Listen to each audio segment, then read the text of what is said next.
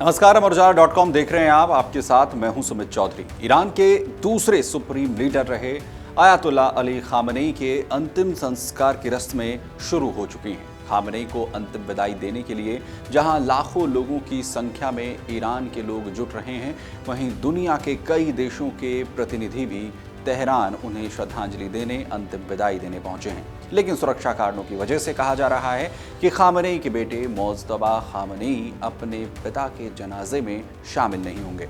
Khamenei के सबसे चर्चित बेटे मोज्तबा के शामिल न होने की खबर के बाद अब दो बड़े सवाल इस पूरे घटनाक्रम को लेकर उठ रहे हैं। पहला सवाल, अगर मोज्तबा खामनेई अंतिम विदाई के समय मौजूद नहीं रहेंगे तो दफनाने के दौरान खामनेई की कब्र में पहली 3 मुट्ठी मिट्टी कौन देगा? और दूसरा सवाल, खामनेई के पार्थिव देह का आधिकारिक उत्तराधिकारी आखिर कौन होगा?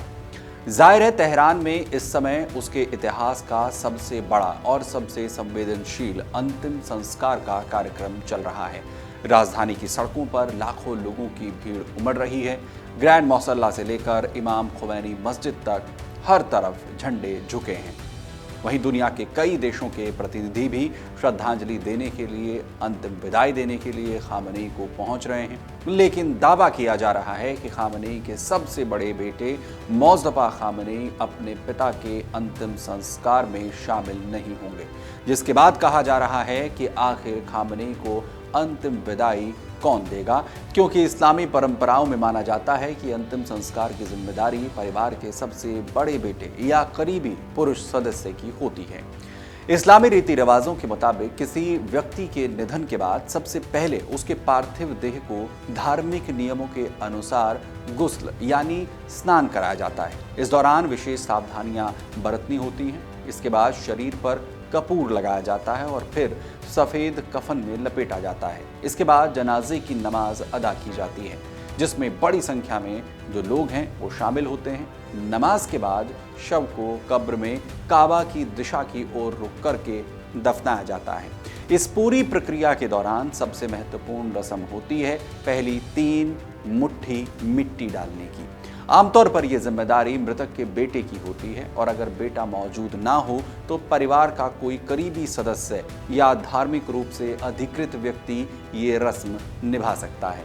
यही वजह है कि मोज्तबा खामनेई की गैर मौजूदगी में आखिर कौन इस परंपरा को पूरा करेगा, इसे लेकर हर कोई सवाल पूछ रहा है।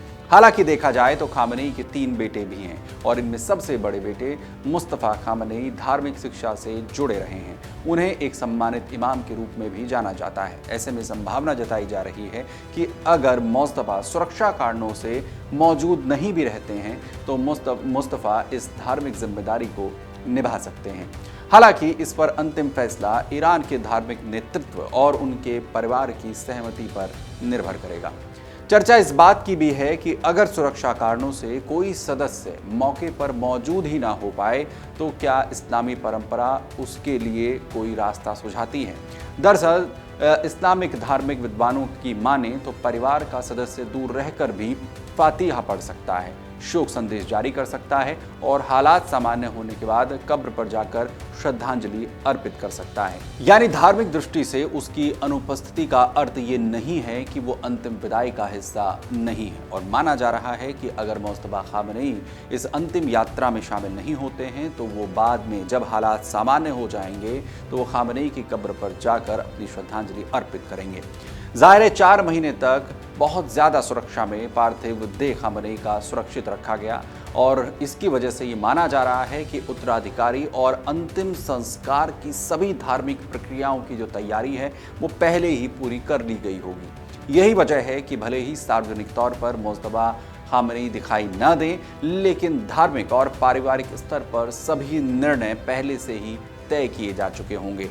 अब सबकी नज़र इस बात पर है कि अंतिम वक्त में आधिकारिक तौर पर किसे ये जिम्मेदारी सौंपी जाती है। इसी बीच ईरान सरकार इस पूरे कार्यक्रम को सिर्फ धार्मिक आयोजन नहीं बल्कि राष्ट्रीय एकता और शक्ति प्रदर्शन के रूप में भी पेश कर रही है। राजधानी में अभूतपूर्व सुरक्षा व्यवस्था की गई है। लाखों लोगों की भीड़ को नियंत्रित करने के लिए हजारों सुरक्षाकर्मी तैनात हैं, जबकि विदेशी प्रतिनिधिमंडलों की सुरक्षा के लिए भी खास इंतजाम किए गए हैं। सरकार चाहती है कि यह आयोजन दुनिया के सामने ईरान की एकजुटता का संदेश दे।